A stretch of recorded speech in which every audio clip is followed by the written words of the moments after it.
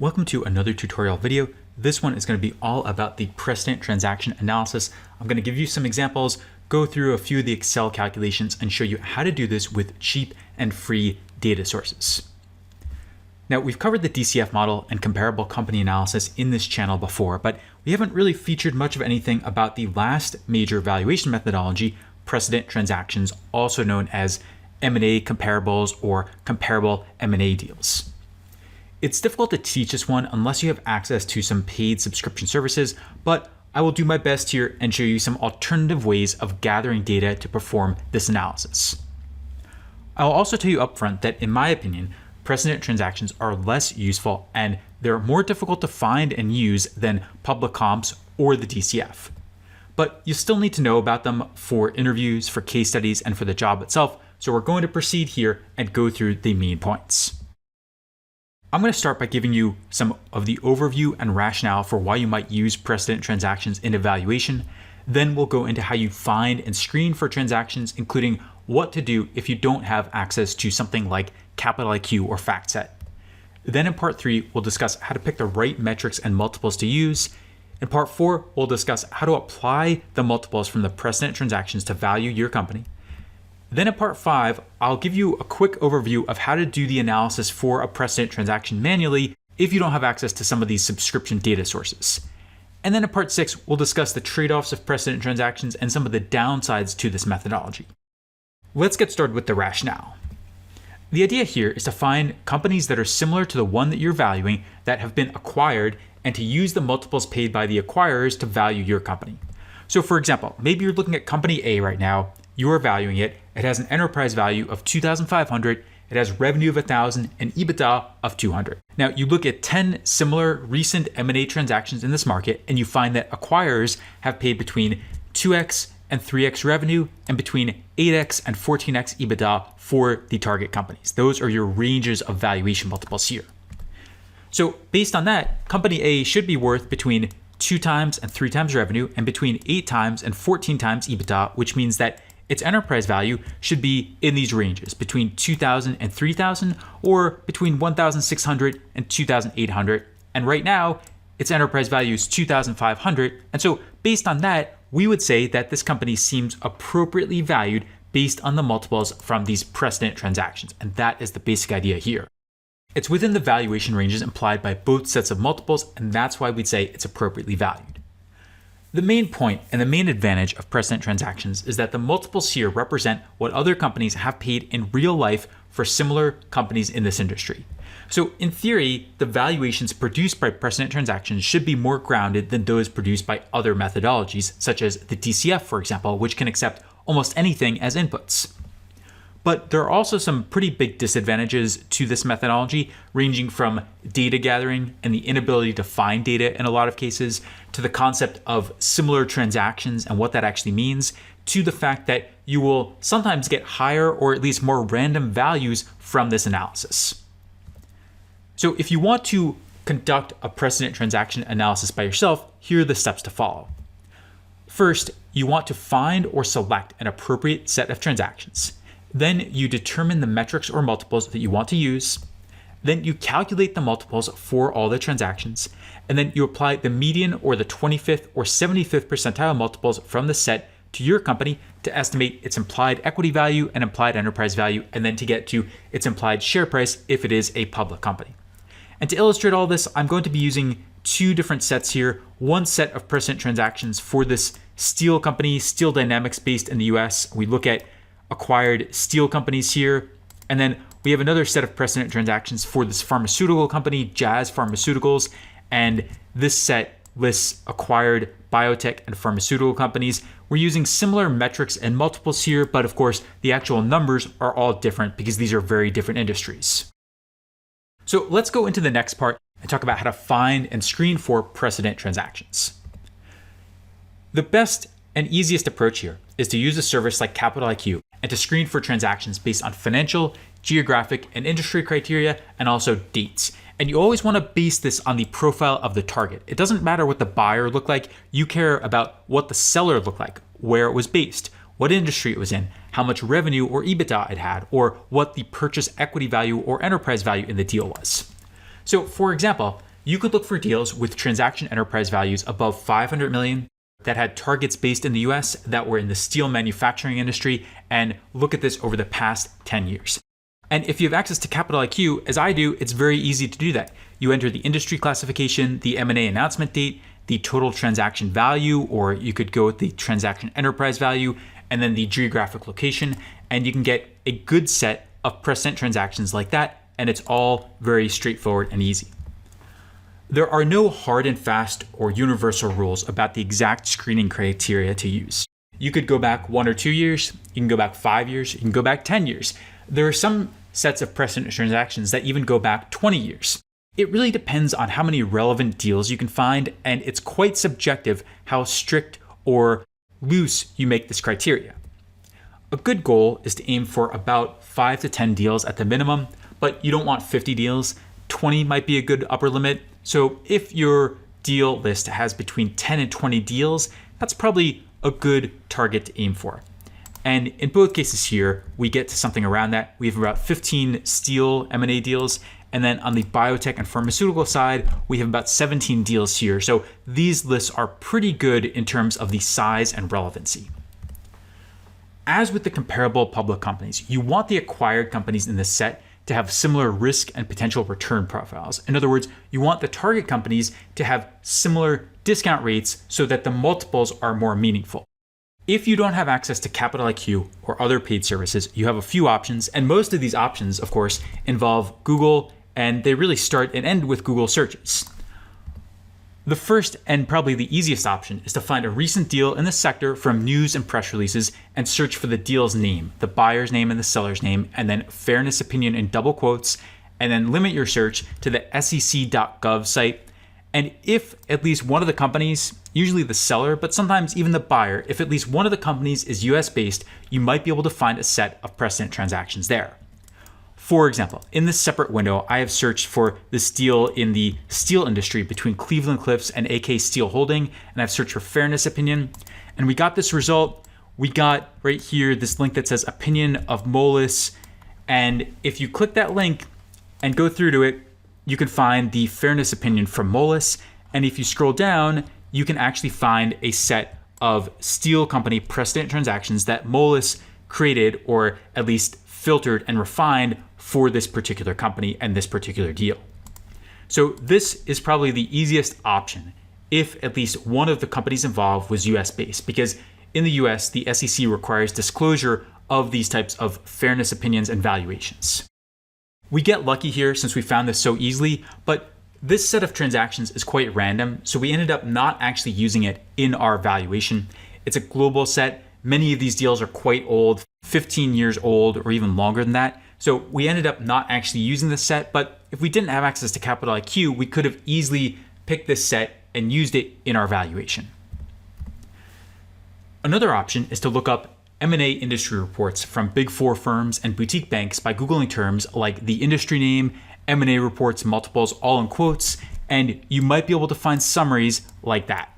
So for example, here, I searched for biotech M&A reports multiples, and the first search result is a biotech M&A report from 2020. And you can go through this, and they don't have a ton of information, but they do have some summaries and some examples of deals and deal values and multiples from real companies here. So this would be another option to find this. But the truth is, if you don't have access to something like Capital IQ or FactSet, you shouldn't spend a ton of time on this. If you can find a few good deals or median or average multiples in about an hour, that's great, you can use it, but you shouldn't spend hours or days searching if you don't have access to one of those paid services. Comparable public companies and the DCF are much more important, and they're also easier to find and use, and you don't have to spend that much time sifting through data and reports and SEC documents to get anywhere with them. Let's go to the next step now and talk about how to pick the metrics and multiples to use in this analysis. As a general rule, you still want to use a mix of sales-based and profitability-based metrics and multiples, but you tend to focus more on the historical numbers in precedent transactions, whereas with the comparable public companies, you often include, or almost always include, projected numbers as well. So for example, going back to the Steel Dynamics valuation, in the public comps, we have projected revenue and EBITDA numbers in addition to LTM or last 12 months numbers from the historical period, and the same for net income. But if you look at the precedent transactions, we only include the historical numbers here, the LTM revenue and EBITDA for each of these acquired companies. It tends to be very difficult to find projections for companies that were acquired many years ago at the time of the acquisition. So you can't look at it retroactively and figure out what their actual revenue was a year or two after the deal closed. You have to find expectations for those future years at the time of the acquisition, even if it took place 10 or 15 years ago. That is very difficult to do, and so that's why you rarely see projected numbers in precedent transactions. There are also some consistency issues because sometimes even if you can find these numbers, they might include revenue or expense synergies, and they might not, and sometimes it's not always easy to tell, especially if the acquired company was private. So a good target here is the LTM revenue and LTM EBITDA for each acquired company as of the transaction announcement date. And of course, if you're in an industry where there are specialized multiples like price to book value or price to tangible book value for banks or insurance firms, you can certainly use those instead of revenue and EBITDA.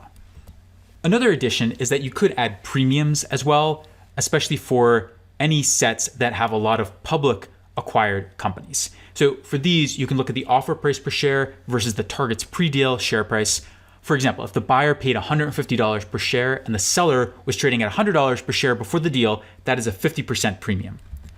You could go back a day, you could go back a week, you could go back a month, you could look at a 12-month average, you could look at the volume-weighted average price. There are many variations of this. We don't do it for Steel Dynamics, but in this set of biotech companies, we do actually do that.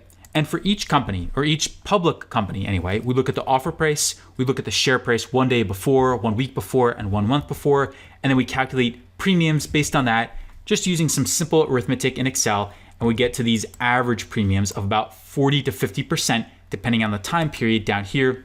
We can then value our company by applying these premiums to our company's current share price and saying that if they were acquired in an M&A deal, they might be able to get an offer price that is 40 to 50% higher than their current share price. Let's go to part 4 now and talk about how to apply the multiples to the company we're valuing. So you start here by calculating the minimum, 25th percentile, median, 75th percentile, and maximum for each multiple you are using.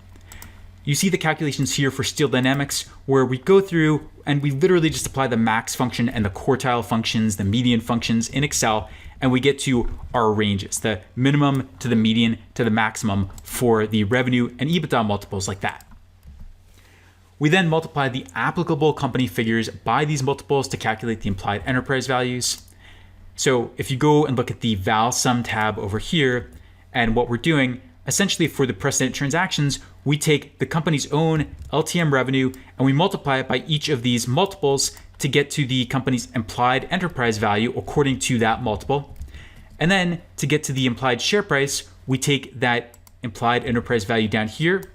We then reverse the normal bridge. And so we add the cash and subtract the debt and other items like that. And that gets us the implied equity value. And then we divide by the diluted shares outstanding. That's what this formula here is doing.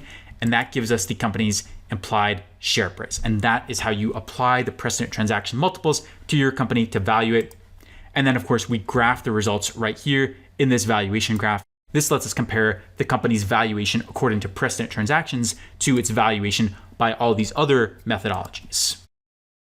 The end result here is that we can say Steel Dynamics might be worth between $26 per share and $67 per share according to revenue multiples, or between $77 and $132 per share according to EBITDA multiples. I'm just rounding these up and down a little bit.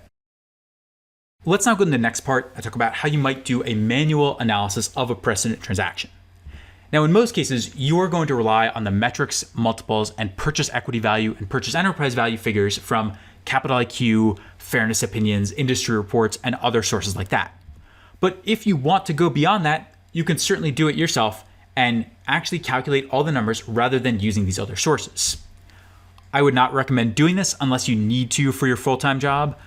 But if you want to, you can get the target's annual and interim reports from right before the transaction announcement. You can look up the deal documents, and then you can go in and scrub the numbers yourself.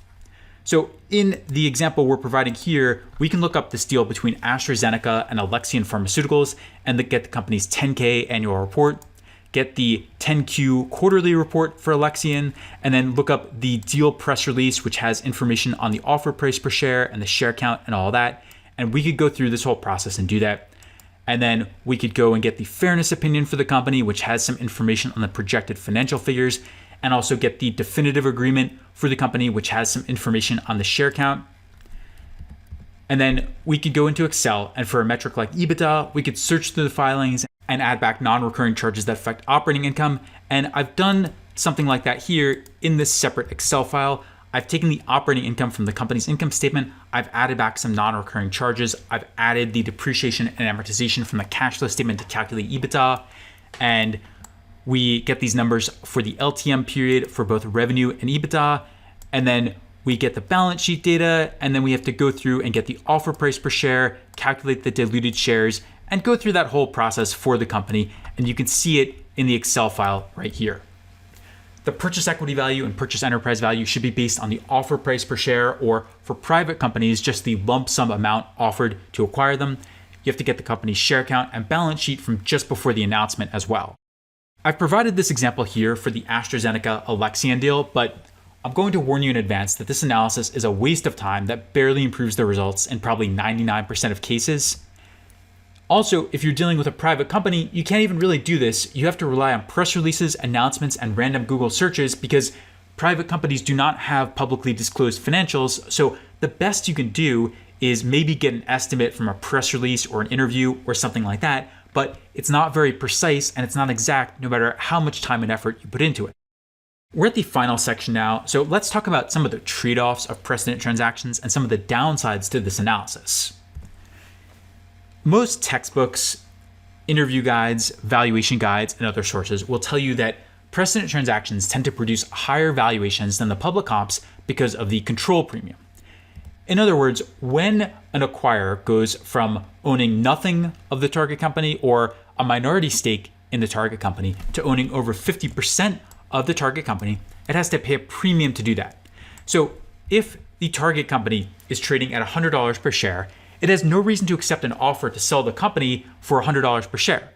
The shareholders could go online right now and just sell their shares individually for that price. So they need some type of premium, some incentive on top of that $100 per share price to sell all their shares to the same party so that that party now controls or even owns 100% of the target.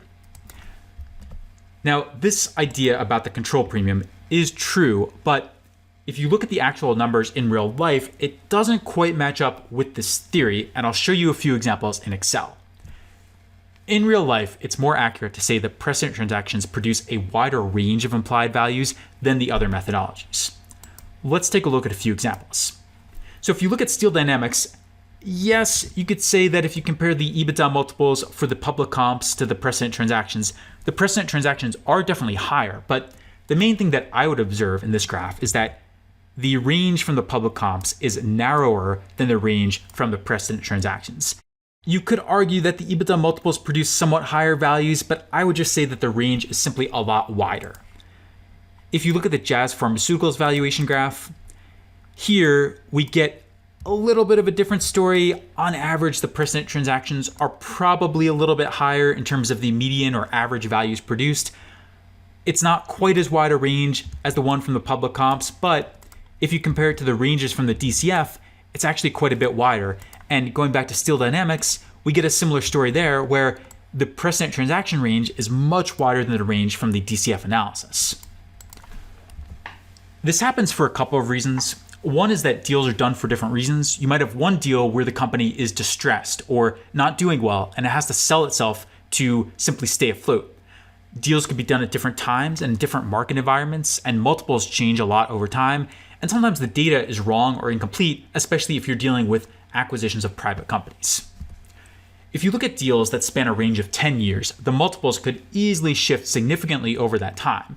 But the problem is that if you try to become more exact here and you go back only 1 or 2 years and you try to limit the set to only truly comparable deals where the target company is actually very similar to your company, you're probably not going to have enough transactions. You might only get 1 or 2 deals, which doesn't really tell you much of anything. So you're stuck between a rock and a hard place with precedent transactions, where if you try to be expansive and include many deals, a lot of them are just not going to be comparable, but then if you try to make it more exact, you're just not going to get enough deals in the first place. The bottom line is that precedent transactions take more time and resources to find than public comps, and they often require access to a paid service like Capital IQ. They don't necessarily produce better or more useful results, just more variable ones in a lot of cases. And unlike the public comps, you don't need the transactions to calculate the discount rate or to calculate the terminal multiple or the terminal growth rate or anything like that in the rest of the analysis. And so we think that this methodology is supplemental. It's fine if you have the data, but if you do not, if you're under time pressure, you shouldn't go crazy with this. Take an hour and see what you can find, but if you can't find much of anything, focus on the public comps and the DCF and understanding the company's business model and what it might look like in the future. We're at the end, so let's do a quick recap and summary. The main reason to use precedent transactions in evaluation is that they are more grounded in reality, in theory, than the other methodologies because they're based on what one company or many companies have paid for many other companies in the market over time. When finding and screening for transactions, you want to use financial, industry, geography, and date criteria. The date criteria is what makes it different from the public comps or the comparable company analysis. Capital IQ is the best way to find transactions, but if you don't have it, you can look in fairness opinions. You can also look in industry M&A reports you can find online. In terms of metrics and multiples, you normally focus on the historical ones for transactions. Revenue and EBITDA from the 12 months before the transaction for each acquired company is a good starting point. You can also add premiums. And if you're in an industry with specialized multiples, you can use those rather than revenue and EBITDA. To value a company with precedent transactions, all you do is go through and take something like the median or 25th percentile to 75th percentile multiples and calculate the implied enterprise value according to each of them, and then you back into the implied share price by adding cash, subtracting debt to get to the implied equity value, dividing by the share count to get to the implied share price if this is a public company. If you want to do the analysis manually, it's going to take a lot of time and effort, and it's probably not going to be worth it, but we have a template and example here for this deal between AstraZeneca and Alexion Pharmaceuticals. You will need a lot of documents, and you'll have to search through them and find the non-recurring charges and find the proper share count and the offer price and all of that. In terms of the trade-offs here, the main disadvantage of precedent transactions is that you get very wide ranges because deals could be done for different reasons at different times in different market environments. Sometimes the data is also incomplete or misleading for private companies. So despite the fact that this methodology is more grounded in reality in some ways, in practice, you won't necessarily get better results by using it.